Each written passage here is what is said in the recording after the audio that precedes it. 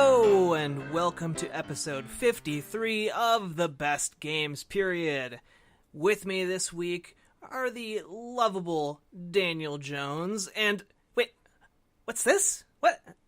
It's not a Jeremy Brown. It's a Dean. A Magic Dean. What are you doing here, Dean? Hold on. I'm going to let you finish. But Donkey Kong Country is one of the best games of all time. Nope. Yeah. Nope. Yeah. The fans of the show even agreed with me. It's gone. It's gone, Dean. There's nothing you can do about it. That poll was rigged. That's fake news. That was all jacked with alt accounts. The poll was skewed by activists. They were being paid to skew that poll. It was skewed by truth. Speaking of polls, I usually mention the polls at the end of the show, but Half-Life 2, currently on Twitter, is losing by a couple of votes. What? Yep. Yep. A shocking number of people agreed with me. But on Facebook, it is winning by a lot. Jack, let me ask you a question. Do you, live in a family where, every person has, 10 kids? No. Are you sure? Real convenient that you keep finding all these people who agree with you all the time. Hey. Oh, I thought you were going to mention, all his nieces and nephews that he's constantly playing video games with. Oh, I can't say that I actually recall that, but... Okay. No, seriously, we have Dean Stephenson here on the podcast today, filling in as a guest for Jeremy Brown, who will be back eventually. Dean, who are you? Tell the fine folks about yourself. Hey, my name is Dean, and I'm a guy. Podcaster. Yeah. Shirt designer. Podcaster, shirt designer, dancer, internet user, married guy. You're a dancer? I'm a dad. Well, yeah. I gave in to going to a daddy-daughter dance with both of my daughters last Friday, and I survived. Nothing to be ashamed of. I dance with my daughter all the time. I do not actually like to dance, but we had fun. And now you're a professional. It's a whirlwind series of events. Yeah, I got two daughters. They're both under the age of 6, we'll say. So we have good times. And you've run a number of different gaming podcasts. You are a fellow podcaster. Yeah, I have. I've been on 3 of them so far, I think now. Did the Robot in the Corner back when I used to be much more active on the Game Informer website. Then I did one called The Sprite Stuff when I was writing for Front Burner for a while. And then I'm currently on a podcast with 2 of my friends called the Super Console Club. And we do that. Well, we haven't been able to get started on it yet this year, but we were doing that about once a month last year. And we just kind of talk about games that we are playing and talk about the music from those games. And last year we did a challenge where we were trying to beat a game for every system we ever owned. And those 2 guys, well, actually there was 3 of them, but Titus was only a guest. Titus used to be on Robot in the Corner, but besides Titus, Justin and Jared have a ton of consoles. So I was actually counting stuff that I used to own and then also counting consoles my dad got after I moved out. I was kind of padding out my list, but I think I beat a game for 26 consoles last year. Good Lord. Yeah. It was pretty awesome. I feel like you're kind of on that pace again this year. You're playing Doom, and maybe you're just playing a lot of retro games right now. You're playing Doom and the Donkey Kong Countries. So real quick, I finally got back around to playing new Doom. I started Doom, and then I was hitting that pressure of I really want to finish up this list for the challenge. And I was like, well, I've already played plenty of games for Xbox One beyond just one for the challenge. And I've already played enough stuff on PS4. I have Doom on PS4. And so I was like, I like this game, but I just need to finish up some stuff and I'll get back to it. So I started playing Doom again. And in that game, you can unlock old school Doom levels. I think they're actually from Doom 1 and Doom 2. It just gave me this, trip down memory lane. And then my dad recently turned 60 and I used to play a lot of PC games with my dad. Him and I like took turns playing. Played through Doom, played through Quake. He played Unreal. I never played that one. We played Half-Life. But anyways, so I just got this hardcore nostalgia for Doom. So I was like, you know what? I'm finally going to get around to playing those 360 digital copies I have of Doom. And I want to go back and I want to play Doom. So I beat Doom 1 recently, and I'm almost through. There's 2 episodes in Doom 2, and I'm pretty close to the end of the first episode. Anyways, I think I've shared plenty of stuff. I feel like I've been talking forever. Well, so Donkey Kong Country was kicked out of our little video game canon a couple episodes back, but Dean has come on the show this week to redeem the series in a rare versus episode. We are pitting Donkey Kong Country 2 Diddy Kong Quest, which is... It's really difficult for me to say the name of that game because I really want to say Diddy Kong's Quest, but it's supposed to be a pun. So, wait, was your rare thing a pun? Maybe. I didn't know if you were like literally saying like rareware or if this is a rare versus episode and the actual meaning of the word. It can be both. Well played. But we're pitting that against Donkey Kong Country 3 Dixie Kong's Double Trouble. And you see, they have Dixie Kong with the apostrophe S in Donkey Kong Country 3 because they're not making another pun. Yeah. But it's much easier to say. So, point already to Donkey Kong Country 3. Yeah, that's right. You know what's really lame about that? What? I was watching a video about Donkey Kong Country 3 the other day, and like a little history lesson on the game. And they said that when they did the advertising for it, they would basically just straight up say that Kiddy Kong was the new star of Donkey Kong.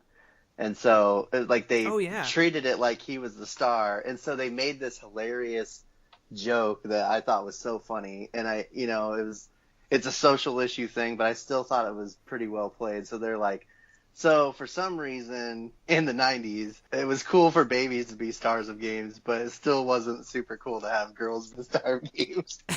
And I just could not stop laughing. I'm like, that's so funny. I feel bad for women. That's bad. I do remember that commercial, like, very vaguely. Yeah. I think, like, a part of me wants to say that they might have even done, like, a alternate box cover for that commercial that just left out Dixie Kongs. Which is just so weird because she was in the other game, so there's that familiarity of, like, she's a returning character. And she was clearly awesome. She could fly. And she had almost a sentient ponytail? Question mark? Like, it could lift up barrels. Yeah. She's easily the best character to control, right? Her hair looks like a banana, and she's a gorilla. Or a monkey. But, so that's awesome. Well, so I do have a question. Are Diddy Kong and Dixie Kong, are they gorillas? Or are they a different species? I think they're chimps. I'm pretty sure. Okay. Yeah, I think Diddy Kong is the chimp. They're monkeys. So how are they related to Donkey Kong? No, they're monkeys. There are chimps in the series. Dean, oh come on, you don't even know your stuff. You have a lot of room to talk. Look, correction from our episode where we kicked Donkey Kong Country out. Sure, I was wrong. They don't spell rare, they spell Kong. So sorry. But there are chimps in the series. For whatever reason, Cranky Kong is a chimp. But no, Cranky Kong isn't a chimp. Yes, he is. Cranky Kong is the original Donkey Kong. Yeah, he's a wrinkly old gorilla. Yeah, but you look at him, he's a freaking chimp. He looks like a chimp.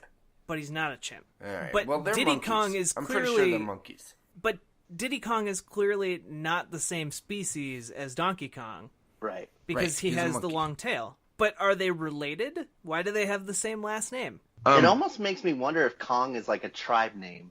Because they live on an island. It is Donkey Kong Country. Yep. Yeah. So maybe this is just like some sort of society rather than... Yeah, that would actually make a lot of sense. They're all Kongs. Yeah, because there's Dixie Kong and Think about it. Candy Kong. Oh, dude, watch this. How messed up is Nintendo if Candy Kong is actually related to them? Well, exactly. Because she's all, ooh, look at me, I'm sexy and I'm blowing you kisses. And then Donkey Kong is like, dude, you're my cousin. Or, dude, you're my... Well, the cousin thing seems likely, but it's like, you're my sister. You're my sister. Listen, if you think gorillas don't have sex with their cousins, I got a thing or two to teach you about this episode gorillas. is going places. But the kids don't understand that. Like, human kids don't go... Like, oh, it's cool. That's animals, you know? Like, they'll... I mean, yeah, kids don't think down to the nitty-gritty details of the very bleak society that's happening here. Kids probably didn't even pay attention to the fact that their last name is Kong, you know? Like, they don't care. Well, I mean, just building on this deep dive we're doing into the society of Donkey Kong Country, I mean, obviously, if there's only... Like, we've seen, like, the entirety of their existence on this island, and it's like 10 monkeys max of various species. I mean, it seems to me like the lizards are really the ones in charge. The alligators. Well, yeah, it seems to me like maybe, and I'm just spitballing here, but maybe the monkeys were the ones who brought the shipbuilding technology to Donkey Kong Country and got marooned there, only to have the reptile species kind of come along and figure out how to build ships, which we see in Donkey Kong Country 2. It just seems... it seems like maybe they're more You actually see that at the interlopers. end of Donkey Kong Country 1. You fight King K. Rool on a ship, Jack. But Yeah. it's okay. Well, you know, yeah. semantics. But there's a really sweet ship level in... There is. Right at the Donkey beginning. Kong Country Which is 2. actually Yeah. really nice continuity. Yeah. Yeah. I'm just saying, there's probably some really bleak stuff going on Donkey Kong Country if we really dug into it. Oh, it's intense. I mean, why do they have the need to hoard bananas? Like, obviously that desire came from not having bananas. Well, there's actually a theory about that I recently heard. So, Oh, really? Yeah, in Donkey Kong Country 3, they have those banana birds, right? Okay. And they clearly have, like, mystical powers or something. So then it's like, oh, maybe the banana horde, maybe the reason that the, what are they called? The Kremlings and K. Rool, it's like, well, why would they steal the banana horde? It's like, well, maybe it's a source of energy, and so they wanted to use it to, like, rule the world or something. Okay, I'm gonna do you one better. Maybe the Donkey Kong clan crashed onto the Donkey Kong Country Island and then hoarded all of the bananas, and the Kremlings are starving to death because they don't have any food because Donkey Kong stole all their bananas. Jack. Maybe they're the real villains here because, I mean, villainy does run in the Kong family. It's true. Just throwing it out there. You're doing that thing that's like, well, what if the bad or good guys were actually the bad guys? And my 90s mind cannot deal with that. It's like, no, there's good guys and there's bad guys. And Funky Kong is cool, and Donkey Kong is cool. And so, get out of here, you commie. I mean, really, what bad guys would wear sunglasses? Exactly. In the 90s, a lot of them, actually. But that's too rad to be bad. That's funny. Well, I mean, obviously, Funky Kong is the cool guy who would be like, yo, Kremlings, you can have some of my bananas. I mean, he just seems like that kind of guy. He's an upstanding citizen. He would. Yeah, he's a neutral party. We'll accept your theory, but we're making an exception for Funky Kong. Yeah. Oh yeah. I mean, I don't think Funky Kong is like the brains behind this operation. He's just trying to get by. Yeah, he's just chilling. He just wants to surf and ride Maybe the have waves. a barrel airplane. He might be high too. Oh yeah, totally. Yeah. I think him riding on his surfboard in the air like implies that. Well, I mean, by Donkey Kong Country 3, he's turned his life around. He's a mechanic. He's running a successful business. Do you think that Kremlings is like a play on the Kremlin? Oh, it's gotta be, right? I've never really put that together before, but Say it probably, again. right? Kremlings is a play on the Kremlin from Russia? Oh, I didn't even think about that. Yeah. I always just kind of assumed that it was. I always just never thought about it. Although thematically, I don't know. There's nothing really outside of that slight name similarity that connects it. Yeah, But- it's not like they're communist or they wave around a red flag or... Although maybe they are communists. We never really get a good look at how their society works. They're all just kind of chilling in barrels waiting for monkeys to come by. Isn't that how communism works?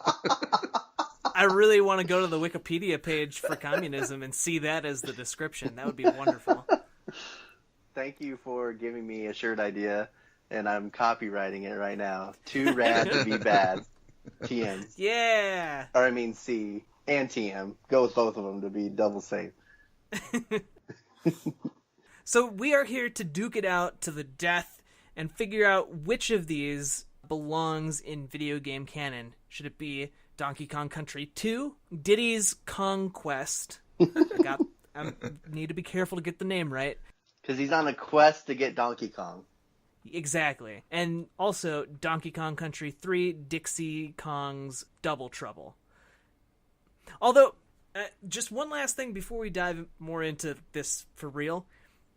It's interesting to note that Donkey Kong Country 2 is not Diddy Kong's quest. It's Diddy's Kong quest. So he is literally conquering the Kremlings. Oh, yeah. Yeah, but no, I There's see it as already- a coming there's of already a age point. story. Point for Gryffindor. Well, yeah, it is a coming of age story. So let's jump into Donkey Kong Country 2. All right. Before we do that, I just want to know, Jack, we know how you feel about the series, but Dean, do you feel like 2 and 3 are the best, at least? As far as the original 3? Ah, Coming out with the hard questions. Yeah. I want to know how skewed your opinion is. I want to say that it's a hard thing to answer. I deep down, I probably think yes, 2 and 3 are the better games in the series compared to 1. The reason that's difficult to say is because, in my mind, obviously not Jack's mind, because he's hoarding bananas. It's such a memorable game, and I think what makes it hard is there was like this big progression in the look of the Super Mario Brothers series, like going from 1 to American 2 to 3 to Super Mario World. Like, those games all had such a different look to them. Mario didn't even look the same in each one. Enemies progressively look different. So when you play Donkey Kong Country, they established that look of the game right from the get-go. So the vibe of it is totally there. Like, the music, the graphics, everything about it, they just, like, they came on so strong, like, right from the start. And so I think that one is like rad in a way that Super Mario Brothers 1 is not. I don't know if that even makes sense, but I'm going with it. And on top of that, it's like the series is called Donkey Kong Country, and it's the only one of the Super Nintendo games that you actually get to play as Donkey Kong. Right. And so it's like imagine if, like, in Super Mario Brothers 1 you played as Mario, and then in 2 and 3 you had to go rescue Mario, and you don't play as Mario, but they still called it Super Mario. What the crap? But Donkey Kong is like the worst playable character in the series. Shut your commie mouth. Shut your crumbling mouth. That's something that a communist would say, by the way. A crocodile communist, by the way. Okay, well, here's the thing. I'm throwing down the gauntlet. Donkey Kong Country 3 is the worst in the series. Donkey Kong Country is the second best, and Donkey Kong Country 2 is the best one. God. Well, here's what's funny about that. I kind of agree with you, and I also kind of agree with Dan. It's confusing. I don't even know how to begin to dive into this. Do we just need to start comparing the games? Let's talk about each one first by themselves, and then we'll get into comparisons, because otherwise people listening who've never played or have only played a little don't really have any idea of what we're talking about. So what is Donkey Kong Country 2 about? Let's start there. Do we need to throw Donkey Kong Country 1 in here as far as if we're going to establish the order? No. Because you wrote it off the list, so we can't talk about it. I mean, if people want to listen and find out more about Donkey Kong Country, they can listen to episode 1 and episode 50. Jack and I, we don't just need to fight like in a cage match like WWF. It's like Thunderdome, man. Thunderdome. Whoa. All Master right. Blaster. All right. We'll talk about it. So, Donkey Kong Country 2, right? Yep.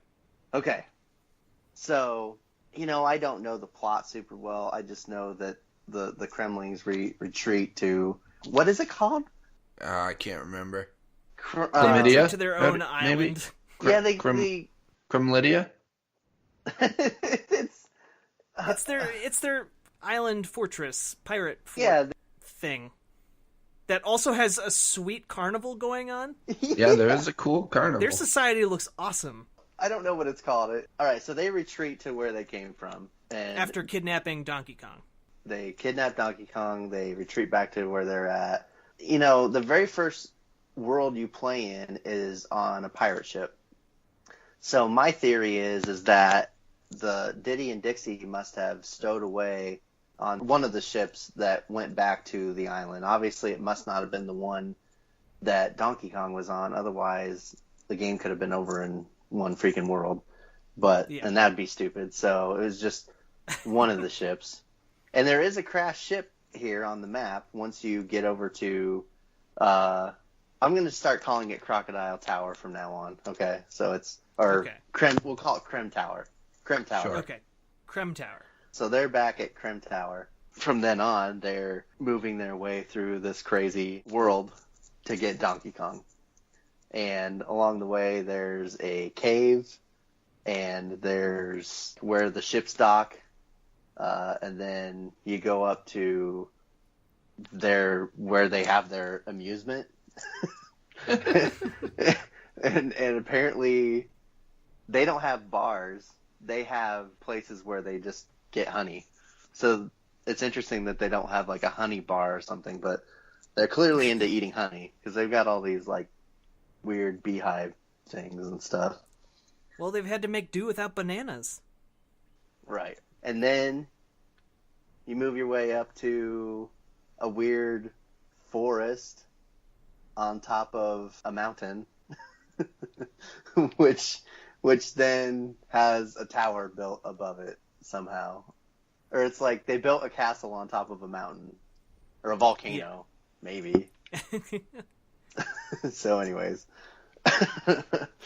But yeah, so the game is pirate themed, and for some reason King K. Rool stopped being a king, and he decided that he was going to be a pirate now. And so he told all the other Kremlings, like, we're pirates now.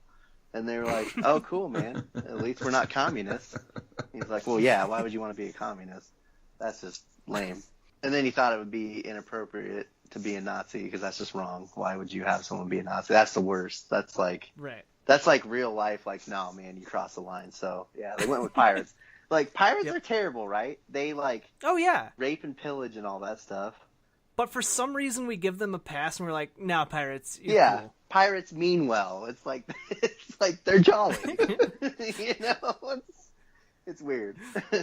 It's because it happens on the open sea where there are no rules. Pirates are just trying to get by. But the pirates that we like, we believe that they are thieves, but we clearly don't believe that they're I don't even like saying the word rapist, honestly, but like we clearly don't think that Jack Sparrow is that, or we wouldn't like him. So it's weird. No. Like our pirates that we like, we're like, oh, they just do the one thing, not the other. I'm confused. Are you trying to lay out that the King K. Rool type pirates are the good pirates that we like? Or are you trying to say that they're rapists? No, I'm saying they're the good kind of pirates that we like, only we like the Kongs better. So it's kind of this weird, like, imagine you had a movie where Jack Sparrow Was the bad guy? was the bad guy. So really, it's like the Joker. Really, you kind of like him, but you know that he's the bad guy. Like, what fan of Batman,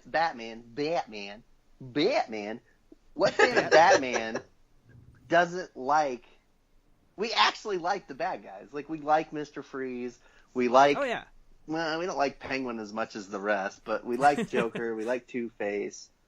But it's like, you know, you put a mic in front of us, you know, man on the street. It's like, hey, who do you like more, Batman or Joker? Well, Batman's the good guy, you know? So, of course, I like Batman. And then they walk away and mumble under their breath. They're like, well, I mean... Batman's not that interesting without the Joker, but...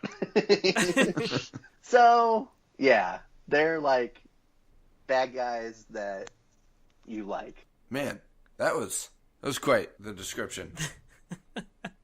The strangeness of my mind is really hard to put out in words.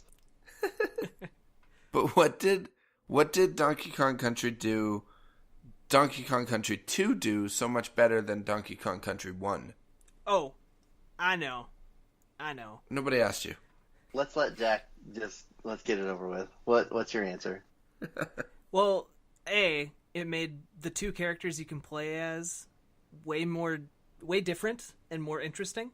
That's true. Obviously, Dixie Kong has kind of this hovery, like, glide mechanic, kind of like Tails from Sonic, which is awesome, and you can use that to get to different places and levels. And meanwhile, Diddy Kong is faster. Yeah. And that's just useful. The game is kind of balanced for him, for his movement. So if you sacrifice speed for this glide, it works very well. And then they can also tag team and do things together. And do like a tag team jump thing. And there's even advantages in, like, switching to her. Okay, so it's kind of... okay, have you played Super Meat Boy? Yep. Similarly, the game was made for Meat Boy. So, I mean, you can get through that whole game being Meat Boy and not play any of the other characters that they added in.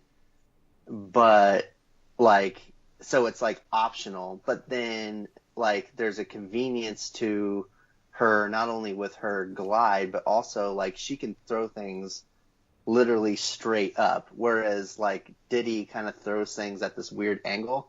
So, like, when I'm doing bonus stages, I messed it up when I was playing earlier, and my brain was like, ugh, I don't know and it's like I didn't remember to hit the select button to switch to her.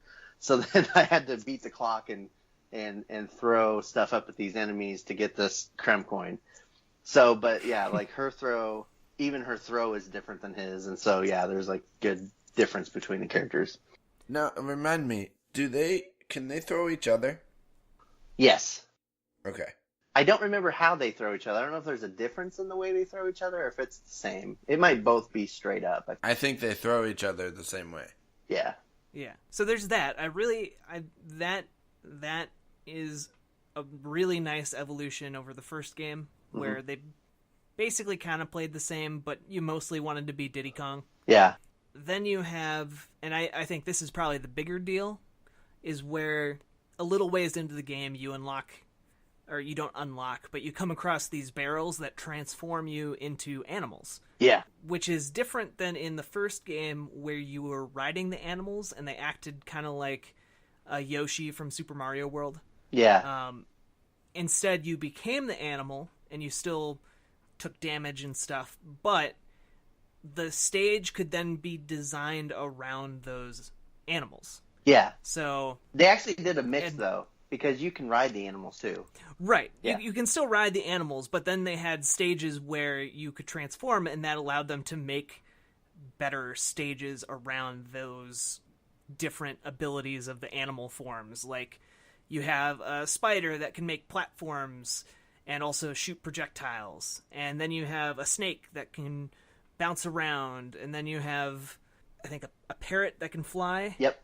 And so a whole bunch of these really interesting things. And then you still have staples like Rambi the rhino that he shows up. And I think Rambi is probably everyone's favorite animal, right?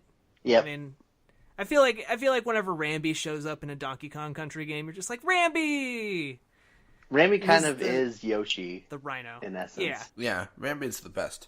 Can I just say, though, the one thing that I prefer in Donkey Kong Country 1 over this 2 sequels is that in Donkey Kong Country 1, you ride the animals instead of being the animals. But you can still do that in Donkey Kong Country 2. Do you? Yep. Yeah, we just talked about that. And even No.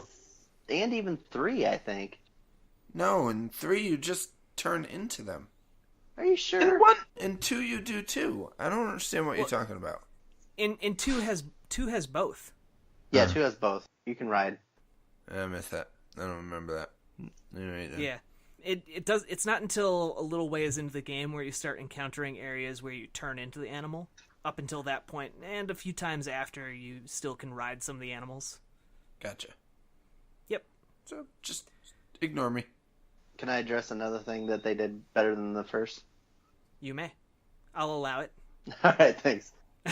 So, in the first game, the bonus stuff, it just wasn't like a strong enough incentive, It's like, collecting Kong is cool for a while, but then it's like, well, I don't really get anything from this. And then, like, the bonus room things, you could get more lives or more bananas, which lead to more lives. But then in Donkey Kong Country 2, they had this system of, like, well, you collect the Creme coins, and that gets you access to this bonus world, and then basically you can play the true ending of the game. Mm-hmm. And aren't you using the coins to pay, like, a bouncer? Yeah, he's this huge, Lizard like, 80s action star looking crocodile with huge arms and this big club, and he's awesome. He's like the kind of pirate you like, I always wanted to know his backstory. Like, I wanted him to get his own spin-off game when I played it as a kid. Because he looks like he's been through some stuff. Yeah. Like, you don't get to be that big of a reptile creature in this society without cracking a few skulls and going on a few adventures. Yeah, and then he has a brother, I think, that you fight, and he's gray, and then the one that you pay is green. Yeah. Yeah, he's awesome. So anyways, to move on with what I'm saying, and then they had the DK coins, and that was just kind of like a little measure of like, I'm moving around on this map right now, and all the ones that I've gotten a DK coin on, it has the DK coin little icon to the right of it, and so it's like a completionist measure, It's like, oh yeah, I'd have beat everything. The only thing that's annoying is I don't want to get into everything about Donkey Kong Country 3 yet, but what was nice is they had a measure.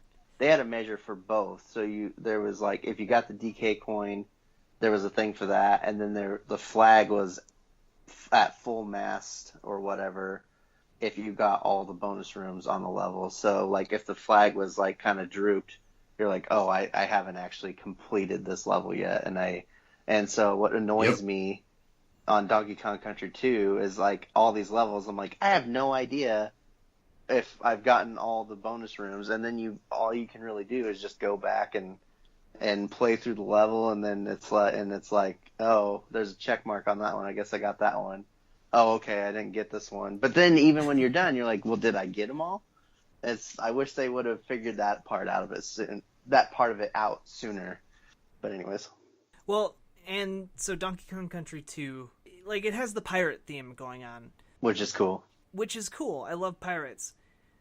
And the thing that I think separates it a little bit from Donkey Kong Country 3 is that it sticks to that pirate theme, like, throughout. Like, the entire game is kind of centered around it, and it's also very much centered around Diddy Kong and Dixie Kong. And there's kind of this theme of, like, I don't know, you get the feeling that Rare was kind of out to prove itself. I guess I've always kind of looked at Diddy Kong as... Because Diddy Kong was an original character by Rare, right? Yeah. Right. And so I guess I've viewed Diddy Kong as kind of like... What they're doing with Diddy Kong kind of shows where their priorities are, at least in these Super Nintendo games. And Rare is out to prove that their creation can stand up alongside Nintendo's original IPs. Oh, which might explain why Donkey Kong took a backseat the rest of their run of the series. Right. Yeah, and maybe. so I'm thinking that they put like everything they had into Donkey Kong Country 2 in order to try and surpass and make their mark on a Nintendo franchise. And a mark that was entirely their own. Yeah, that makes sense, because it's like, yeah, I mean, Donkey Kong himself is just a footnote, and besides, you know, the theme of Donkey Kong being in the game and then the barrels and everything, it's like everything else was very much them. Yeah, and not only that, but you're making the weakest character from the first game into your protagonist for the second game. And it's kind of like, it's almost like storytelling through mechanics. You get the feeling that Diddy Kong is trying to prove himself by going off on this adventure. It's kind of this challenge that when you get to the end of the game, it feels like it's that character arc you see in a lot of stuff of character becoming a true hero after going through a bunch of trials. Yeah, and then he's like, the student has become the master. Exactly. And so I think they were, and just transitioning maybe, unless anyone else has some thoughts on Donkey Kong Country 2. Well, But that's kind of what they did or tried to do with Donkey Kong Country 3, with making Dixie Kong the main character. are we really judging these games on their story? Come on, guys. Well, I'm just saying it thematically. It's all very cohesive, and that's something that it has going for it, undeniably. Sure. Yeah, And that does actually matter. yeah, it's not so much about the story, but yeah, like, not to repeat what Jack is saying, but like, it's about the themes, and there's something about like how do I put this? I don't want to sound too pretentious, so I'm trying to just like put it into like dude talk. And chick talk, come on, I'm not, like, just regular everyday people, not philosophical Gardner over here. You're just trying to rein it back in to lay speak. Yes. Lay person speak. So, Donkey Kong Country 1 and 2 both do a very good job of carrying you into a world, and they're selling you on this world, and I think that, yeah, when you carry that theme through and you have that cohesiveness, it helps with the immersiveness of, like, I'm this, like in Donkey Kong Country 1, it's like, I'm this gorilla in the jungle fighting alligators, and it's just, this is rad. And then in 2, it's like, I'm this monkey fighting pirates, and it's rad.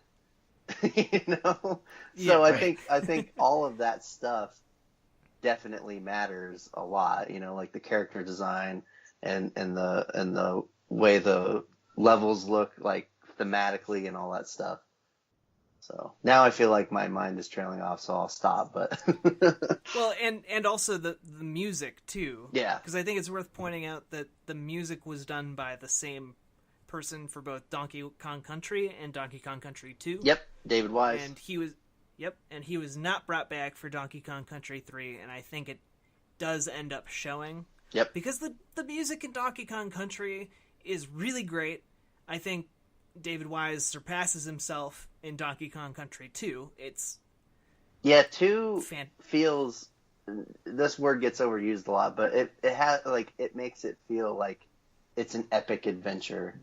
It feels very like even from one of the very first levels. It's just even that opening theme. Like you feel like you're Indiana Jones. Yeah. Not that it's Indiana Jones music, but it's like, oh man, and it helps even within the theme of the game, because then you have like, oh, there's this, it's like underneath this, what did I decide to call it? Crim Tower. There's a secret, like whatever. It's like, oh, this is awesome, So it feels a lot more mysterious and like you feel like you're discovering something more in 2 compared to 1. Yeah, and I mean the people often make distinctions between like movie music and video game music, and this manages to kind of walk the line very well. Where like modern video game music, a lot of it is much more ambient and just kind of setting a general tone rather than having a really memorable, thing that you end up humming a few days later. Yeah, it almost feels like Donkey Kong has more of a score, like Star Wars. Yeah, but it's also maintaining the hummability, like kind of groove along to it. Still has the catchy, like you remember it. Grant Kirkhope's no slouch, though. You are correct, but I will concede that the music in 2 is better. I will tell you right now. I agree. Okay. It is better. I guess while we're talking about man, my voice cracks so much, especially when I'm sick. But I won't deny that it cracks quite a bit, anyways. And I'm 34, but whatever. So I wanted to make this joke because Donkey Kong Country 2 feels epic, like I said, and then you get into Donkey Kong Country 3, and from the very opening levels, it's this it's music that reminds you of like, I picture like a guy in almost like a barbershop quartet kind of outfit, and he's got like a handlebar mustache, and he's like riding around on a unicycle. That's Donkey Kong Country 3's music to me. So you come into Donkey Kong Country 2, and it's just like, and then you get into Donkey Kong Country 3, and it's like, and you expect like, you expect a car of clowns to come around the corner and unload. And you're like, oh, the clowns are here. No, there's an elephant, and we're at the circus. Because it's a freaking game about a bunch of monkeys running around bouncing on reptiles. But so, circuses yeah, the music should not be as cool ridiculous. As pirates. Pirates trump circuses. And I want to point out that the pirates had their own circus, and it was pretty amazing. Yeah! Come on! They had skull roller coasters. All right. Can I talk about 3 and why I like it? Yeah, you can. Yeah, Yep. You can try. Thank you. So, thematically, while we're on that, like, thematically speaking, 3 goes, basically, story-wise, it starts out with Diddy and Donkey Kong are kidnapped. Right? Yep. Both of them. But then, Dixie Kong goes off to rescue them, but poor Dixie Kong, because, she's a girl, so of course she's babysitting. So, Oh. It was the 90s. This was Donkey Kong Country 2. I don't think we ever mentioned this. Super Nintendo games, by the way, both of them. Donkey Kong Country 2 came out in 1995, and Donkey Kong Country 3 came out in 1996. They were separated by a year of time. So, poor Dixie Kong has to go and rescue them with this little baby, this big baby that she's got to bring around with her. And he cries when he gets hurt, and It's hilarious. He's like the Jar Jar Binks of Donkey Kong Country, but he's actually funny. And he's more Is useful. He conveniently skits on water. Yes! He's great. And he can throw her. And he can... It's great. He's just the best. But really... It seems really irresponsible of a babysitter to bring a child along on this harrowing journey. She had no other choice. Right? You Desperate routinely times. visit older apes and monkeys that could take care of this kid. Dude, time out. I just realized They're monkeys. that, like, so I'll give the grandma a pass, right? Like, she's Yeah. old. But so Dixie comes in with Kitty Kong, and she's like, well, Donkey Kong and Diddy Kong got kidnapped, and so I gotta go get them from who knows who, because they try to make it a secret in this one that it's actually K. Rool again. And so then Donkey Kong's all clearly still high, even though it's like he's getting his act together, he's got a job now, he's building stuff, but he's just like, yeah, man, you could use my boat. And then he's like, good luck, and she brings a baby to go do an adult's job. That's pretty funny. That's a mark against Donkey Kong Country 3, but we'll continue. Also, whose kid is Kitty Kong supposed to be? We never know. Because is it Candy Kong? Are we supposed to assume that? Yeah. I'm pretty sure she's Donkey Kong's girlfriend. Okay. Pretty sure. Are we supposed to assume that so this is their kid? What is the family tree of Donkey Kong Country? Because there could be some very problematic answers. Yeah. I think he's Donkey Kong's kid. Yeah. Okay. Yeah. Okay. Yeah. 'Cause he's- I'll accept that for now. I think so. And they're animals, so But do your thing. but all right. Really though, Donkey Kong Country 3, you have a much larger like overworld that you can explore, and as you go, you upgrade your boat so you can explore more of the overworld, and you can take it on in different order. So sometimes you'll have choices of where you want to go, and you don't have to go in exactly the same. It's not linear, you can choose different subworlds that you want to go visit at different times. So like in Donkey Kong Country and in Donkey Kong Country 2, for those of you who haven't played it, it's very much like Super Mario Brothers 3 overworld, where you're just going in a straight line from level to level. Only progressing. Super Mario Bros. 3 actually has moments where it gives you branching paths. Whereas I feel like Donkey Kong is actually even more linear. It's just 1 to 1 to 1 to 1. I mean, you're right, but in Donkey Kong Country 3, your hovercraft, you're not limited to this one line. You can kind of explore the overworld in your hovercraft, rather than... Essentially, your choices are still kind of the same. Right. It's just a little bit more of this, I guess, thrill of exploring that you get from Donkey Kong Country 3. Right. Just a little bit. So I got my wife's grocery list pad here, and we are going to mark down points for Donkey Kong Country 2 and Donkey Kong Country 3. And I am Donkey Kong Country 2, and I'm going to write Team Gryffindor. And I have never seen Harry Potter except for the first one, so I think Gryffindor's the good one, right? no, they're the bad guys. Yep.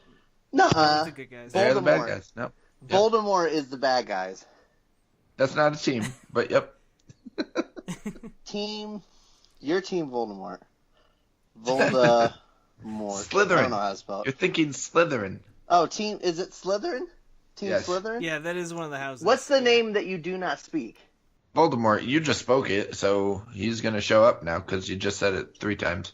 My understanding of Harry Potter comes from The Office. Okay, so Slytherin. You're Slytherin. Team I'm just gonna write Slither because I don't know how to write Slytherin. Well, I'll just add A in. Okay, so I'm Gryffindor. Okay, so we have point for the music. We all agree on that. Yep. We have. What about setting? Have we agreed on what is the cooler setting to you, Dan?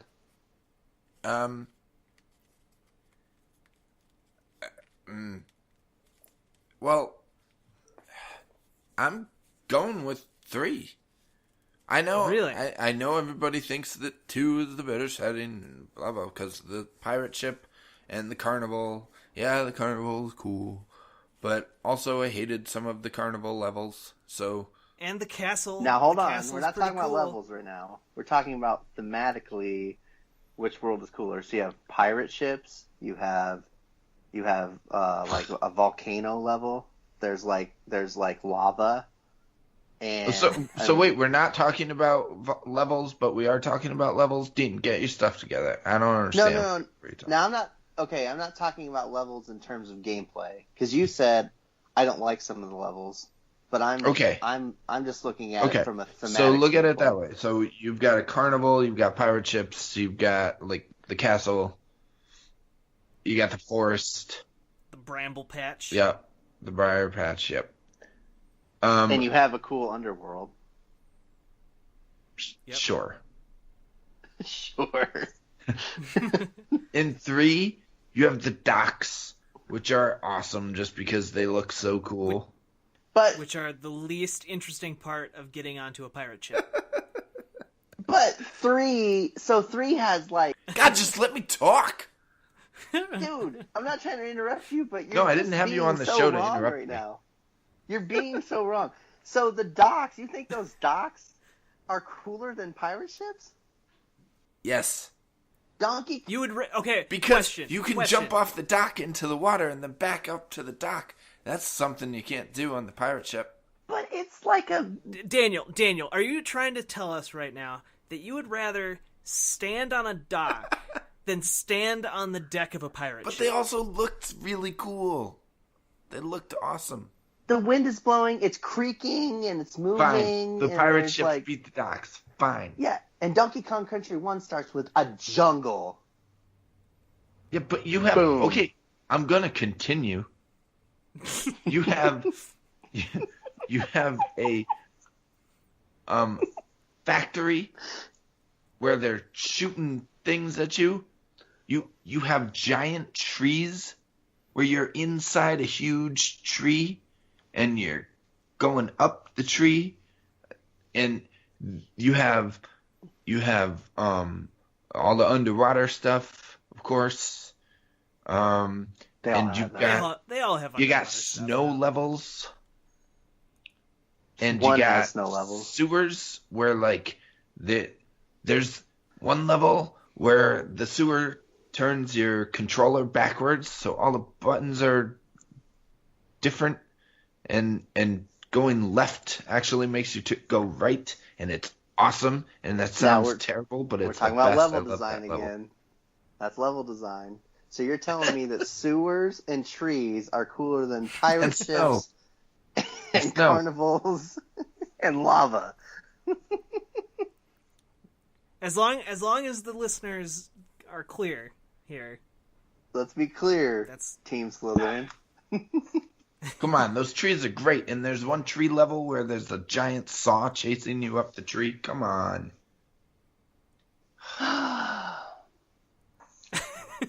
In your heart of hearts, Dan, I want you to tell me the truth. Like, pretend like your hand is on whatever you deem sacred, if anything.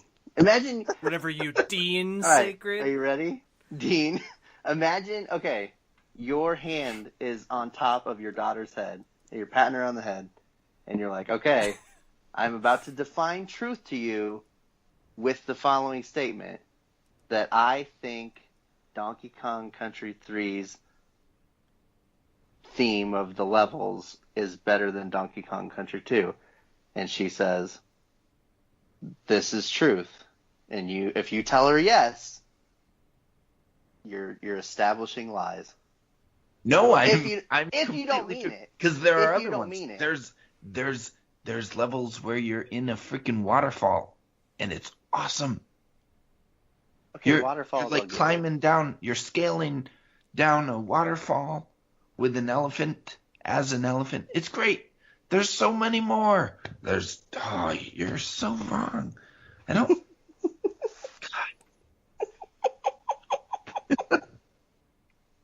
Let's All move right. on. No, I need to hear you say criteria. it though. I need to hear you say it. Yes, I Donkey I Kong won't- Country 3 is thematic level. No. I need to hear you say, if my hand was on my daughter's head, I would be willing to say Donkey Kong Country 3 wins the theme category.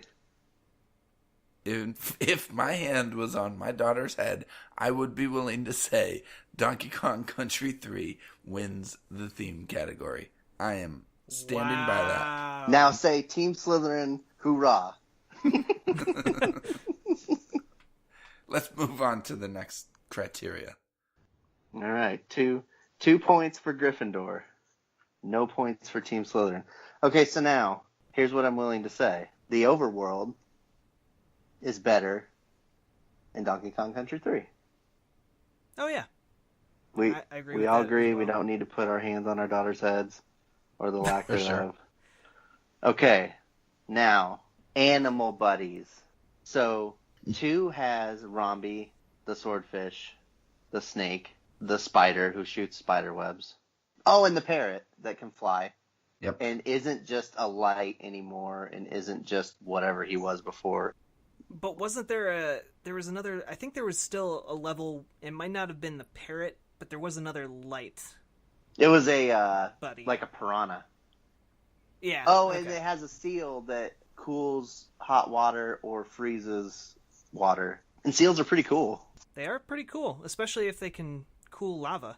That's pretty cool. That's the good pun. Oh, you're not even a dad, and you're just nailing it. All right, so Donkey Kong Country 3 has an elephant.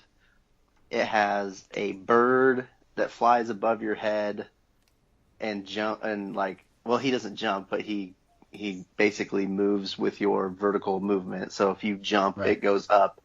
Right. And then there is On Guard, I think, again. I think a swordfish is in it again. Yeah. Romby's I think not the in only it. new animals are the that bird and the elephant. I don't think Romby is in it at all. That's sad. Oh no, you know what? Romby is in it, and he's in a snow level. Oh. Yeah. One snow level? That's one level I remember him being in. Yeah. Okay, because I don't remember him being in Donkey Kong Country 3. So I'm just going to say, we can tally up numbers of animal buddies. But I think Donkey Kong Country 2 hit the sweet spot by allowing you to both ride and become the animals, and also featuring Rambi. In more than Rambi. just one snow level. Yeah. All right, I'll give you that one. All I'll right, give so you that Animal Buddies goes to Gryffindor. So that's 3 points for me, 1 point for you so far. Now, let's get into the enemies. So you have, and bosses. So there's, man, I'm not going to remember all the bosses, but there is a, sword, demon sword thing that fights you in a lava pit. That's pretty cool. They're all themed very well. Yeah. They're all sticking on theme. They're on message. They are on message. With the whole pirate. They are on message. Thing. And you hit it with a cannonball, the sword. So I'm trying to play Donkey Kong Country 3 again because for whatever reason, I've moved 3 times at least since I got married, maybe 4 times. And in that time, for some reason, Donkey Kong Country 3 went missing. And so I replaced it. So I do like it enough to replace it, just for what it's worth, Team Slytherin. And I like the game. I'm not saying I don't like the game, but so I replaced it. So I'm trying to play through it again. I'm only in World 2 or 3, so I'm not remembering a ton of bosses. Yep. Can you try to help us remember some bosses? Because that's not a super great vote for you. Okay, so you want to know about the bosses for 3. Yes. All right. There's a giant spider that jumps around in the Oh, trees. yeah. Yep. It's kind of cool. It's awesome because you have to jump on him to get to a higher branch. There's a really mean-looking snowman that you have a snowball fight with. Okay, that was actually kind of cool. And you Yeah. like throw snowballs at him in the background. Yes. It works very similarly to those carnival games that you do against Cranky Kong, which So I they're think... prepping you for it. Yeah, exactly. That was all how they wanted it. They wanted to give you a little training before you got to that boss fight, because Otherwise, it's super hard. Otherwise, What? it's like, why is this suddenly a mechanic in the game? Right. Well, that's kind of it. They give you a little heads up, but I that wish I could snowman remember. was really the best. See, I give the edge to 2 just because there's no real theme that connects all of the bosses or even the monsters in 3. It's like they walked into the design room and were just like, what do we got? Okay, go with that, after like 5 minutes of brainstorming. I just think the boss fights in 3 are a lot more creative, but I always thought that, so I'm going to say 3. I'm trying to be super fair here because I already have 3 points, so it's like I have room to, I'm not trying to dominate Dan. I want him to be able to, be a productive part of society and not be devastated by this conversation. Appreciate it. So here's the thing. Like, in 2, though, I don't really recall there really being... I don't really recall really there... I don't know why I talk so strange sometimes. Like, a lot of it is just, like, jumping on things or throwing things at things. So the fights themselves are not, like, super creative. Whereas even in 3, it seems like there's more design involved than just this guy's moving around being a jerk and you gotta, like the first game, it's all about just you're jumping on gophers, you're jumping on vultures, you're jumping on... Donkey Kong just likes to jump on things. He's a simpleton. So then you have... What do you think, Jack? I think they definitely tried to think outside the box for the 3rd one, but my loyalties lie with the 2nd one. Okay. I am going to side with Dan, and I am going to give him boss fights. But that does not mean I'm on Team Slytherin. Just being fair and balanced. All right. So then we have the enemies that you fight. I make no qualms about it. I think that the enemies design in Donkey Kong Country 2 is way cooler. I love the pirate theme. I know that's we keep saying that over and over again. Well, the pirate theme. But it's like, I like that the alligators have, like, peg legs. There's these alligators that jump up and down that have peg legs. There's these shorter alligators that have the 2, like, swords. And the swords are way too big for them. So then they, like, slice it down into the ground, and then they're sitting there tugging, trying to pull it back up. There's the guys that like the big fat guys that shoot the barrels out of the cannon thing. So, but they're all Kremlings. Like, I guess that's the thing for me, is that you guys are, like, valuing thematic cohesion, and I'm just like, I don't care. I just want variety, and that's where I think Donkey Kong Country 3 trumps both of its predecessors. But it feels like it's trying so hard. Nah, it doesn't. It's just a freaking fun platforming game. Who cares? I hear what you're saying, and I'm not trying to dismiss what you're saying, but so... Man, I am taking all the fun out of this conversation by being all diplomatic here. Like, all of a sudden I feel like I'm talking to someone about politics, and I'm like... Remember that time you got mad at us because we didn't argue about our game of the year? Yeah. Yeah. Just keep I'm that in making mind. myself bad here. I'm not making this fun right now. Okay, but here's the thing. It's all about being rad. It's all about being cool. And the enemies in 2 seem so much cooler to me.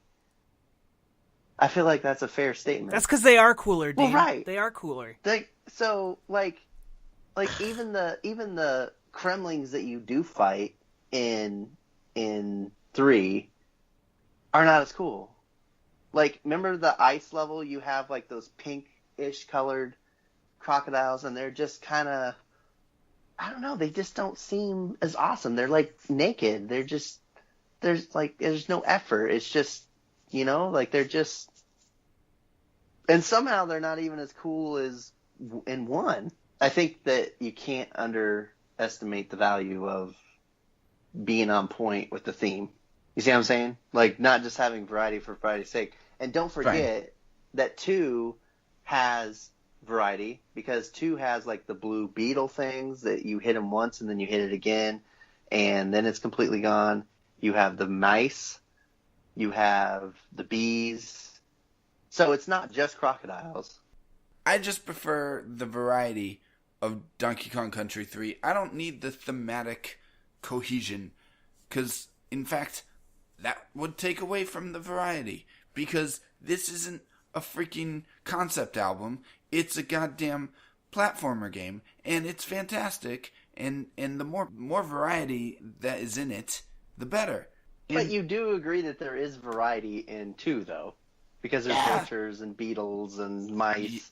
And then on top of that, you have the super cool Kremlings. Like, there's one that floats in the air that his eyes are peeking out of the top of his jacket, and he's got these really long sleeves.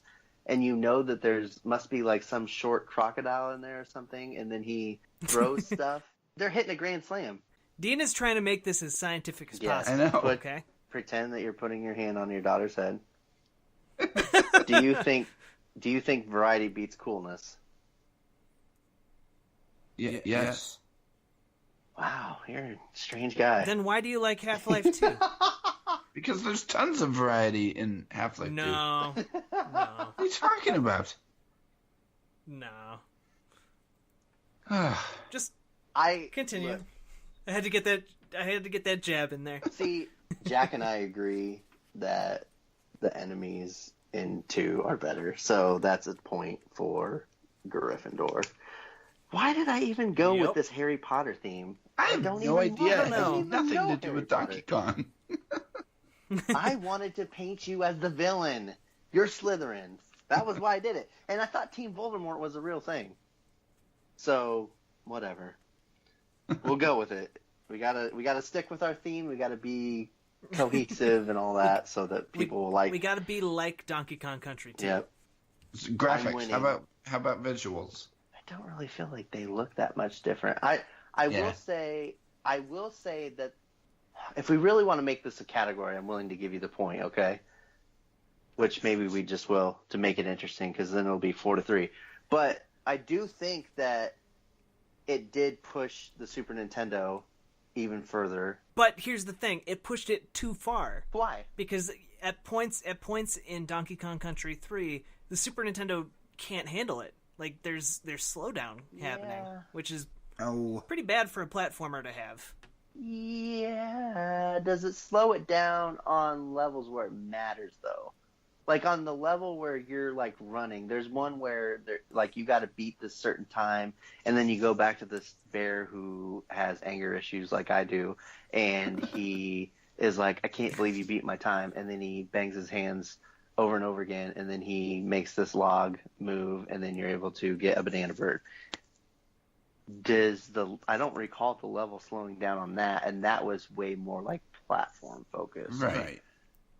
Yeah, But I'm just saying, like, Donkey Kong Country 2 looks pretty much the same. It does. As good. And that's what I was. And it doesn't have slowdown That's issues. what I was gonna say though earlier, was that I feel like 3 does push the Super Nintendo further. It does take it further, but overall I feel like it's like subtle things that it's not like a leap from Super Mario Brothers to Super Mario Bros. 3 or 3 to World. You know what I'm saying? It's not this, like, you would have to sit there and watch both of them and talk about it. I would say there's a leap from Donkey Kong Country to Donkey Kong Country 2. Because I think there's a lot more movement in Donkey Kong Country 2. Yeah. which is cool. A lot of effects, a lot of stuff going on. There's almost too many things going on. It's a little bit cluttered visually in Donkey Kong Country 3. Cluttered I visually. disagree with that. Like I'm saying they look basically the same, but I would give the edge to Donkey Kong Country 2. Really? I'm gonna call it Yeah. a draw, personally. So That's fine. Well, then that means neither team gets a point. that's fine by me. All right, then you're behind 4-2. I was willing to give you that one, but okay. Listen, I'm resigned myself to losing this fight. I'm just fighting it anyway. Daniel Jones, you do not try to go into a losing fight. You Then go all right. into a fight. Then and all you right, if give it your we're gonna be best. that scientific with it, then yeah, Which 3 one has better visuals. Let it be known that this point is given under protest. This is almost like a ghost point. It's like we're throwing this guy a bone here. He's behind. He's not going to win. He even conceded that he was not going to win. Dean, are you secretly on the side of Donkey Kong Country 3? Oh, I'm definitely not. I'm definitely not. What I actually find funny is that he just said, I was just getting ready to say, he said that he came into this expecting to lose, which really means deep down, if he put his hand on his daughter's head, he would have to probably say, I actually think she was better. No, because I know how But- wrong both of you always are on everything. No, So I Jack knew you'd be is wrong on always this. wrong about everything, but not me. This is the compromise. Rather than it being a draw and rather than you getting a point, you're getting a half a point. What? So you have 2.5 points and I have 4. Wait, what? How does that work? That's Because it was such a small I margin. understand. That's just Because- because you don't want to end up with a tie at the end. Because I got off my butt and went upstairs and got a grocery list pad and a pen, and you didn't. You just sat there. You're not even trying. So have a point. That's because that's not the way we usually do things around here, Dean. This is a show about passion, not numbers. I mean, this is at this point, Dean's method has already gone unchecked for far too long to actually contradict it. Hey, so we are assigning points to both games and going over each category. I think I'm actually doing this better than you guys have done it. So, all right. Wait, whoa, hey. Don't you be coming on our show and insulting our process. You Man. insulted me. You told me that. I'm Who wrong asked you about to my come on the thing. show? Let's get back to on task here. So, I have 4 points. You have 3. No, wait, you have 2.5. But here's what I'm willing to concede. If it comes down to me beating you by a point, I'm willing for that to be a full point. But for now, for the time being, it's a half a point to make a point. Sometimes you got to make a point, and I'm making a point that it's a half a point. So let's move on.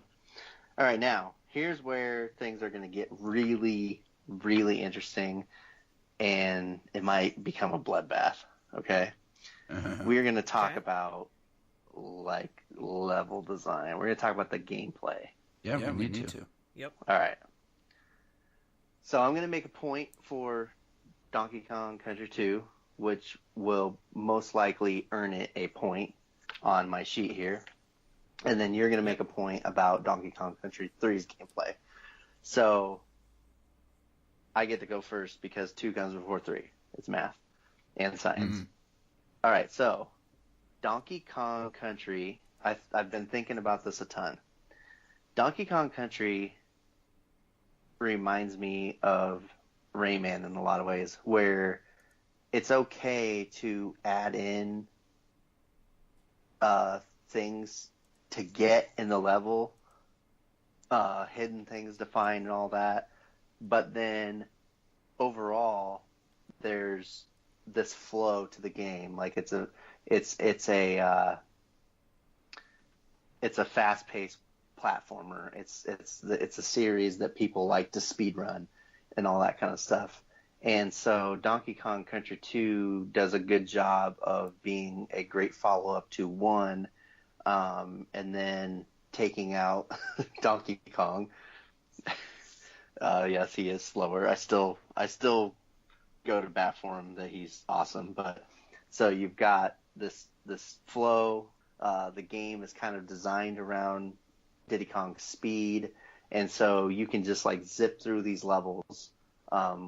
If you've already gotten all the DK coins and the Creme coins and Kong, or if you're just someone that doesn't care about that stuff, you just zip through it in the first place. And you'll notice that Donkey Kong, when Donkey Kong came back under Retro, they kind of leaned more in that direction, and they even have where you beat the level, and then it's similar to Rayman, where then there's like a time trial, so you just try to get through the level as quick as you can.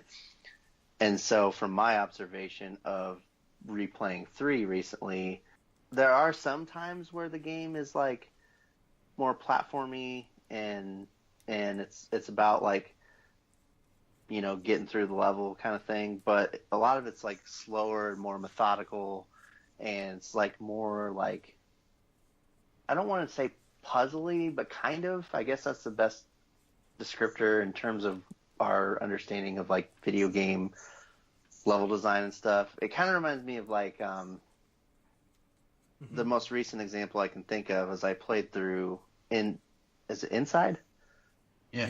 Yeah, so you're platforming, but then you're trying to open doors and stuff. And so it's not quite as slow, obviously, as Inside, but it skews more in that direction. You know, it's like, for example, I played a level in Donkey Kong Country 3 where I had to hit all these rats moving in these wheels to open doors. And then there's a thing where I'm having to suck platforms towards me with the elephant and put barrels in water in order to jump across. And so it's like, you can't just zip through the level. You can't. It's not Rayman at all. Not that it needs to be Rayman, but I'm saying, you know, like that's for people who maybe haven't played Donkey Kong. I'm trying to give a more recent example that they might relate to. But similar to Rayman, I think Rayman tries to do like that kind of variety. Like, especially Legends, like they have a few levels where they slow it down and it's a little bit more puzzly. Yeah. Like that. My main contribution to this discussion, at least for this segment, Kiddy Kong doesn't really contribute all that much to gameplay. No. And so in that respect, and he's like, just as a character, he's not nearly as interesting as Donkey Kong. And so you have Dixie Kong, which is awesome. She's still great, but her partner is much less interesting and useful and much less cool than Diddy Kong. It's just and overall, I think that causes Donkey Kong Country 3 to suffer a little bit if we're comparing the two gameplay. So what is so great about 2's level design that 3 doesn't do better? Because I think, again, 3 has just more variety. There's more. You're just constantly doing different stuff in 3. And 2, I don't feel that way. I'm putting myself in the perspective of my 1990s I'm still a kid mindset. So when I was a kid, platformers were fast and fun, and it was just like you kept things moving. Now, I do not deny that as a kid in 1996, liking Donkey Kong Country 3, I liked it. I don't deny that. Oh yeah. But I don't think we're arguing that Donkey Kong Country 3 is a trash game. No. But so it's like, but to give it like where I'm trying to argue that I think Donkey Kong Country 2 has the edge is I just think that any average person that picks it up, it's just like it keeps you moving, you know, and you're riding those carts, similar to the mine carts, only they're more rad because they're skulls and it's awesome. And and the pace is just fast. So like holy crap, I'm on a pirate ship. Yeah. Oh my goodness, now I'm riding a cart at a carnival. Oh, now I'm in a giant bee nest and I'm fighting bees, and there are still all these pirates. Oh my goodness, I'm in a castle. I'm in a lava castle. Right. Like, it moves you along. And I think that Donkey Kong Country 3 slows you down too much sometimes, and almost even becomes like tedious at times. Not too much. I'm saying I prefer the pacing of Donkey Kong Country 2. So now Team Slytherin is going to make their standing statement. We're not talking about pacing. We're talking about level design. But I feel like that's part of it. Pacing. I don't think pacing is a category in and of itself. I think pacing has everything to do with gameplay. I feel like actually I think that our category here is actually gameplay. Okay. Which I think level design and pacing are like subcategories of that category. Fine, Dean. Fine. Whatever you want to make the category be, we'll make the category. Just keep changing the rules on us. Do you disagree? No, I agree. So, no. But I really like the pacing of 3. I like it more because it's not constant. It's not just constantly going forward. You need the valleys in order for the peaks to work, to feel like, to have impact. And I don't think that poetry is allowed for an answer, but I think I understand what you're saying. All of Donkey Kong Country 3 is a valley, though. No, it's not. There are plenty of peaks. It takes place in a valley. It does take place in a valley. Oh no, I'm being unfair, but that's okay because you're being too fair, and I am being unfair. Because it's like good cop, bad cop. It's like this, okay? I play Uno with my daughter, and she's 5, and I don't let her win, and I do that on purpose because it's like when she wins, she earned that victory, and it's real, and it just is a much better feeling. So, like when Parenting 101 via Dark Souls. When you guys post this podcast and you write your tweet and say Dean stands victorious and Dan is now dead, R.I.P., it's like I won for real. You know, like I'm looking at this going like, we did the science. I have the proof on my grocery list sheet here. Scientific. And subjective. We like went through this very, very objectively, and we were thorough. And we didn't just posit a theory, but we like proved the theory to be true. And so that's my style. Listen, true victory. This podcast is never going to get posted if we don't finish it. So okay.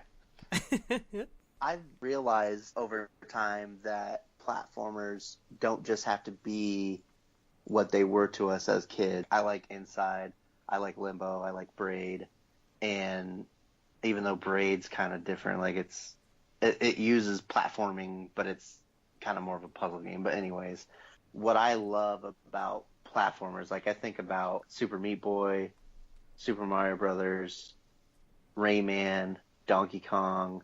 It's like I love, like it's just fun to move around in those worlds. Like it just.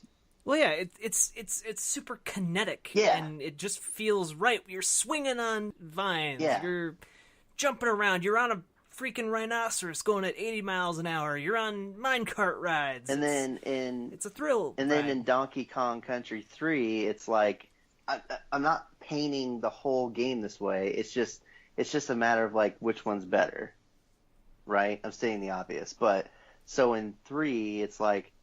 There's this light moving around, and the stinking elephant is scared of mice. And so then it's like, sometimes it's just like this waiting game of like, oh crap, I got the timing wrong. And so then he runs back, and you got to try it again. So it just seems like 3 has more trial and error in it, and it also just has moments that are tedious. Like the whole, I really honestly didn't enjoy the level where you're throwing the barrels at all the mice to then finally get the doors open, you know, and then so like you get all the way up there and you go, oh crap, there's still one bar, I'm missing a mouse somewhere. So then you go back and you finally find the mouse that you missed, and then you keep trying to go forward. And it's like this. There's something about that breaking of the flow. Because like I've beat Super Mario World, like I've played it to completion at least 3 times in my life, if not 4. And I love that feeling of I've mastered this game. I know this game like the back of my hand. It's like riding a bicycle. I go back to it. I breeze through the level, and there's just like this sense of like, yeah, like I know Super Mario World. But then like in Donkey Kong Country 3, I go back to it, and there's time I don't get that same feeling, you know. So now we're being scientific here. I concede that my point is extremely subjective, and that's fair enough. You think? Hey, you shut it. If I give you a fair enough, you take it, and you say, thanks. You're a nice guy. Hey, Hey, Dean. What? You're a nice guy. Well, thanks, even though I told you to say it, but 3 is a better game. I don't know what to tell you guys. You're just wrong. 3 is a better game. I will also note this. Nintendo Power ranked the top 100 Nintendo games of all time, and they put 3 in front of 2 and 1. So, you know, I mean, I feel like they're the authority on that. So, Joking. It was a joke, Dean. let me tell you which one of these is the best. By every scientific metric. That was the last point. So what's the score? 5 to 2.5. Well, now that I've made my point, it's back to a full 3 points. So, Team Gryffindor, which is Donkey Kong Country 2, if you've forgotten, it has 5 points, and that's me. And Team Slytherin, which is Dan, and he's the villain, he has 3 points for Donkey Kong Country 3 with a character that's a baby, by the way. A funny baby. Well, He gets so mad and he No, he's cries when he gets hurt. Nothing's funnier than a hurt baby. If I chose to make this a category of which one has the better characters, which would make sense as a category, it would be 6 to 3. But I'm already up by 2, so I'm willing to just let that one go. I would posit that Diddy Kong is not nearly as fun to play as Kiddy Kong. Really? The slow baby character? Yeah, but that's the thing. Really only See, in that's Shield? the thing. It's subjective because Kiddy Kong. Wait, I'm speaking. I have the Kong. Kiddy Kong. Kiddy Kong provides more options in the gameplay, and he's more versatile than Diddy Kong, and that's why there are more puzzle levels, there are more quote tedious levels, is because Kiddy Kong provides the ability to do that kind of stuff and add variety to the gameplay. But he doesn't provide the ability to be a really fun platforming character. Well, he doesn't platform any. Which is what Diddy Kong It's no does. worse than Donkey Kong. And Donkey Kong wasn't great, but at least he was Donkey Kong. Can you let me know when I have the floor, because you have the floor right now? You can have the conch. Thanks. Here's the deal. Didn't you earlier say that Donkey Kong was the worst of the bunch? Yes, he did. And so, here's the thing. What does Kiddy Kong add besides skipping on water on occasion? He can do that. He can do everything Donkey Kong can do, but he can do more. He can throw Dixie, and he can. Okay, but Diddy can throw. He can skip on the water. What else?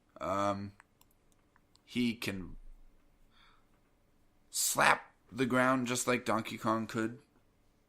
He's more versatile. So he's Donkey Kong, only he skips on the water.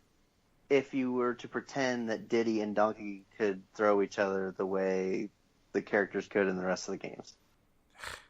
Whatever. Fine. Okay. 6 to 2.5. 6 to 3.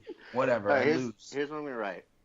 I'm going to write 5 asterisk, and then below that I'm going to put in parentheses actually 6.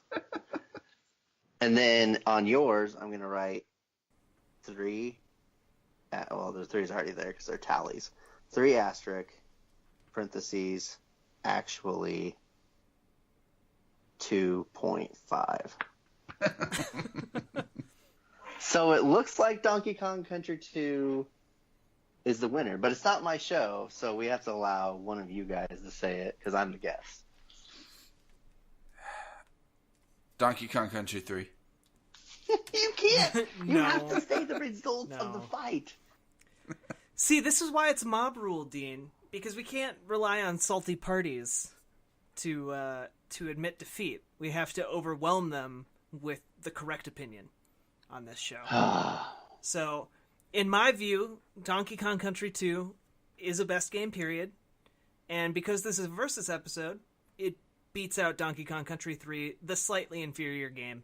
That, while great, does not rise to the same heights or artistic integrity that Donkey Kong Country 2 does. Yes, I agree. All right. Whatever.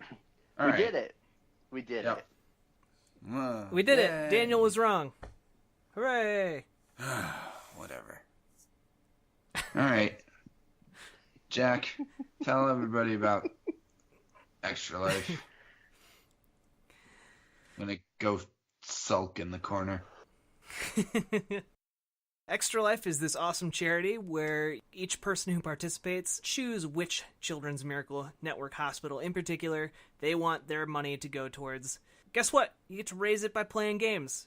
So it's like a charity walkathon, marathon thing, except instead of walking or marathoning, you're playing games. This year on November 4th is the day we're pushing it, but if November 4 doesn't work for, doing a charity event, well, you can do it whenever is really convenient for you. So get a bunch of friends together, play some games, maybe have them donate like $5 as a cover charge, have a good time, and raise money for sick and injured kids in hospitals while you do it. It's really a win-win situation. You can find out more over on extra-life.org.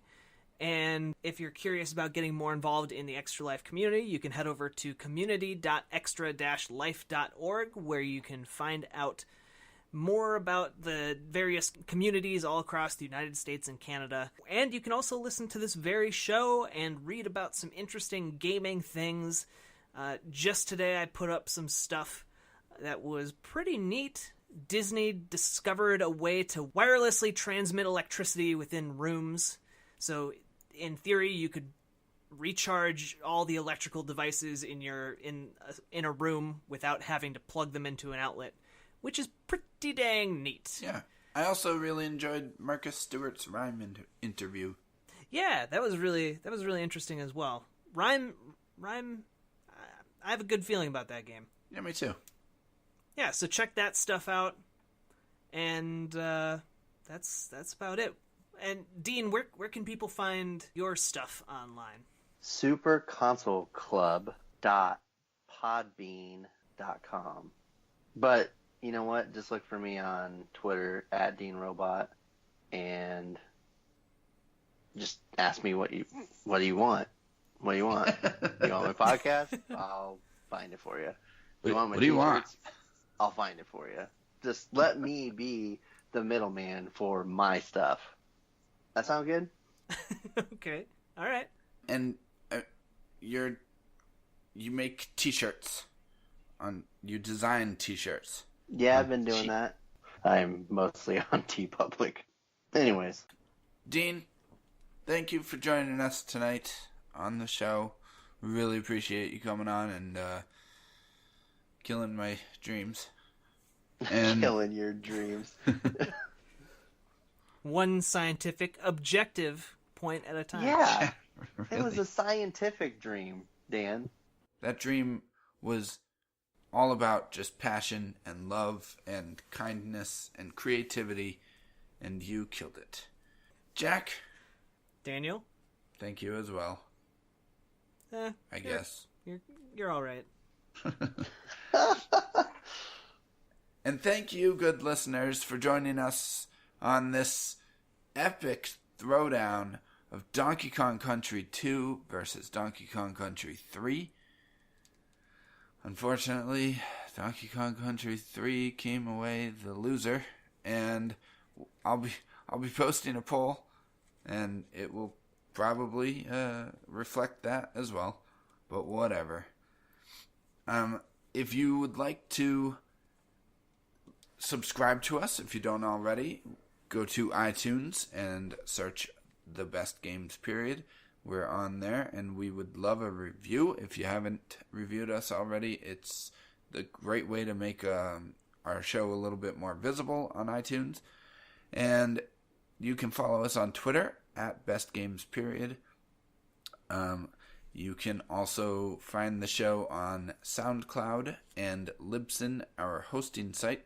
We post it on Game Informer weekly every Monday, and we also post it as well on Twitter and Facebook and everywhere else that I just said. What else was I going to say? Patreon. We also have a Patreon. Should I mention that? Okay. I mean, we brought it up already in a past episode. Yeah. We might as well make it a staple. Right. We do have a Patreon. If you are interested in supporting us, we would love it. We basically have the Patreon because having a podcast is actually more expensive than it might seem, and we would like to expand it and do more with the podcast, and we kind of need money to do that. We don't make any money off of this. It's all on us. We don't have advertisers. So if you want to support us on Patreon, please check it out. You can find it at patreon.com/bestgamesperiod. You can also find us on community.extra-life.org. I forgot to mention that as well. Until next time, good listeners, thank you for listening to The Best Games Period. We'll see you all on the flippity dippity. Bow, bow, bow, bow. Do-do.